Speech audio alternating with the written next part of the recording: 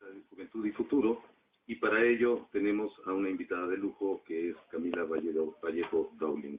Bienvenida, Camila, y me permito dar la palabra al director de la División de Ciencias Sociales y Humanidades, el maestro Jorge Alsina Valdés y Capote, quien hará una reflexión alrededor de lo que ha venido ocurriendo en el foro. Gracias, buenos días, bienvenidos, bienvenidas, bienvenida, Camila, bienvenidos todos ustedes, nuestros invitados, reporteros de los diferentes medios aquí presentes. Es un gusto tenerlas a todos ustedes aquí con nosotros el día de hoy. Más que hacer una reflexión sobre el evento y estos 3 días anteriores de trabajo, más bien queremos escuchar a la mesa, así es que seré muy breve, simplemente esta mesa me voy a permitir presentar a nuestra ponente, a nuestra coordinadora y a los comentaristas de la misma. Camila Vallejo Dowling, egresada de la carrera de Geografía con una tesis en espera. Fue consejera de la FES durante el 2008 y vicepresidenta y presidenta suplente del Centro de Estudiantes de Geografía. Participó activamente en el proceso de reestructuración de la Facultad de Arquitectura y Urbanismo, siempre impulsando las discusiones sobre el rol público de nuestra universidad. El año 2011 fue presidenta de esta federación gracias al trabajo del colectivo Estudiantes de Izquierda, donde trabajaron activamente en el desarrollo de uno de los movimientos estudiantiles más grandes de la historia chilena.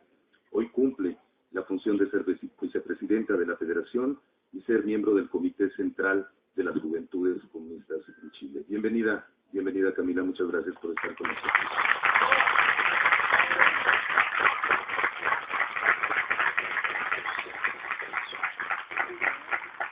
Quien coordinará esta mesa es la doctora Giovanna Valente Migrini, que es doctora en Ciencias Sociales por la Universidad Iberoamericana, profesora e investigadora de la UAM Xochimilco y profesora también en Flaxo, México. Dirigió Flaxo desde el 2002 hasta el 2010. En nuestra Universidad Metropolitana formó parte de la Junta Directiva de la Universidad hasta mayo del 2010. Pertenece al grupo de académicos que introdujo a México el campo de políticas públicas en la década de 1980. Sus líneas principales de investigación son educación, políticas y mundo del trabajo. Muchas gracias, doctora. Muchas gracias y bienvenida. ¡Bravo!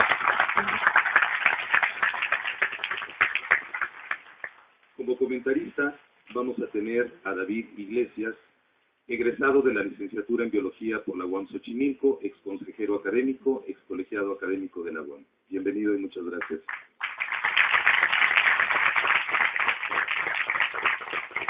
Y también tendremos como comentarista al doctor Roberto Ángel Rodríguez Gómez Guerra, quien es investigador titular del Instituto de Investigaciones sobre la Universidad y la Educación, y que entre sus múltiples proyectos de investigación pone énfasis y subraya el gasto público en la educación superior en México y también la fuente de financiamiento de las universidades públicas en este país. Muchas gracias, doctor, por su presencia. Bienvenido nuevamente a esta universidad. Pediría a Camila Vallejo haga uso de la palabra.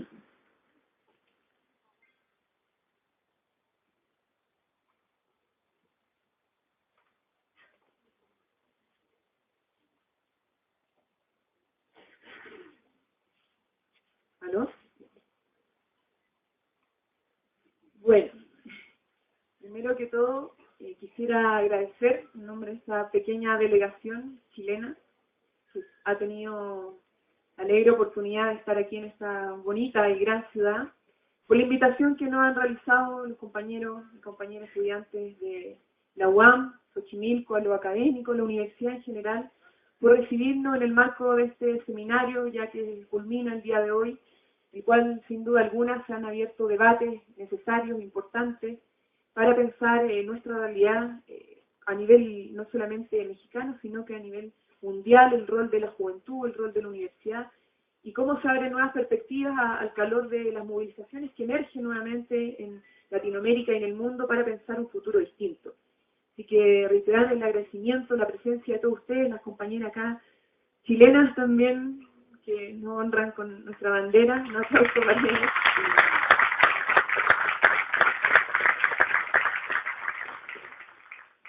Y bueno, yo quisiera, a partir de lo sucedido en 2011, entrar a profundizar qué es lo que está está detrás de la demanda del movimiento y cómo se conforma, que de alguna otra forma en la historia de construcción colectiva de este movimiento estudiantil y movimiento social dice mucho hacia dónde apunta, cómo ha crecido, cómo ha evolucionado.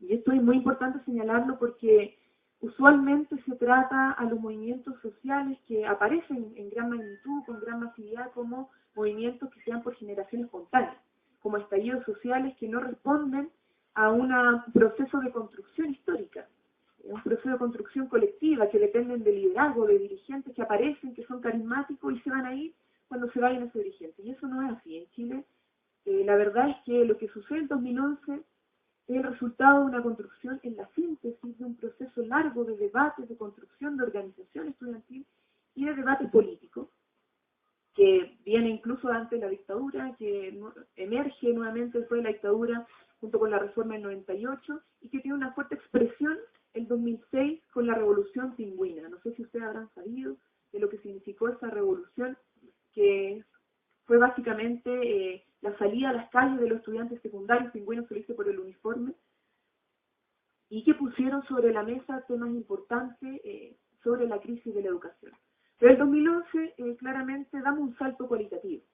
Y damos un salto cualitativo porque las demandas ya no estaban centradas simplemente en el financiamiento estudiantil, más becas, más crédito, rebaja la tasa de interés de los créditos, o mayor financiamiento directo a las instituciones. La demanda ya no se centraba simplemente en eso, sino que la demanda de alguna otra forma lograba comprender que había una disputa de paradigmas, de concepciones distintas de cómo se estructura la sociedad, el rol que juega la ciudadanía, la política, el Estado y el rol del mercado en este ordenamiento social, político y económico.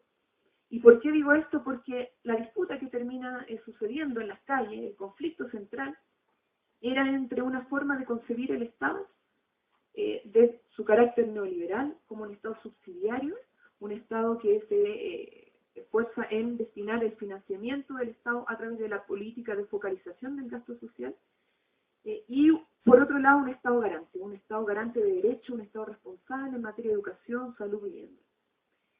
Y esa comprensión del cambio de paradigma en la sociedad, de que nos queríamos más una sociedad de mercado, donde todo fuera un mercado de intereses privados, una sociedad desintegrada, una sociedad basada en el lucro, en la rentabilidad privada, sino que una sociedad mucho más colaborativa, más solidaria, un Estado, una sociedad más responsable y que nos permitiera convivir juntos en un mismo espacio.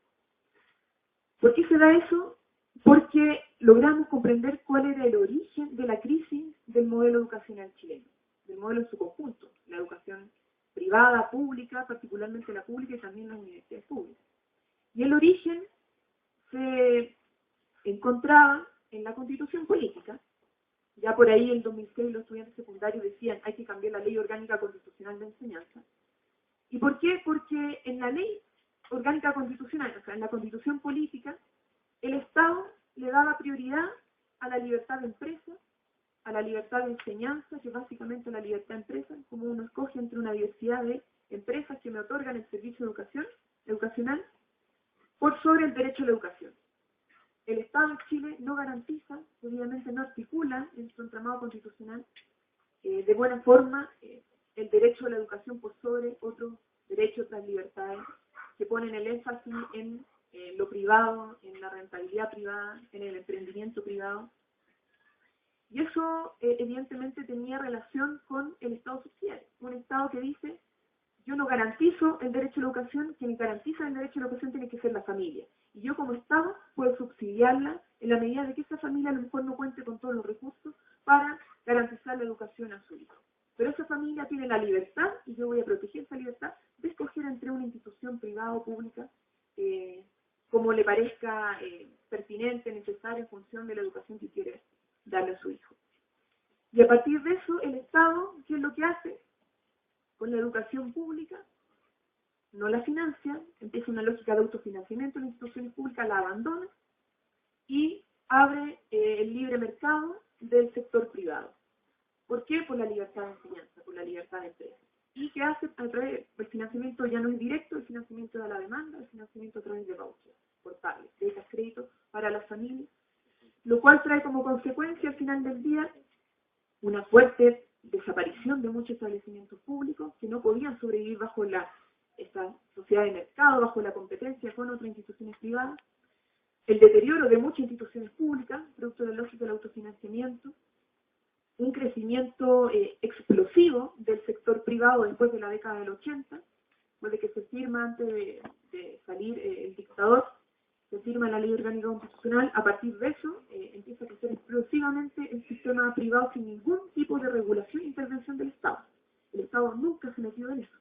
De hecho, era básicamente, era más fácil abrir un colegio o una universidad privada que abrir una botillería. Sí, abrir una botillería. Entonces, ¿qué es lo que sucede? Es que se destruye el sistema público, crece el sistema privado sin regulación, basado en el lucro, en la rentabilidad, y se deteriora todo lo que son los procesos formativos y el objetivo inicial que tenía la educación. Entonces, como movimiento comprendemos que este cambio para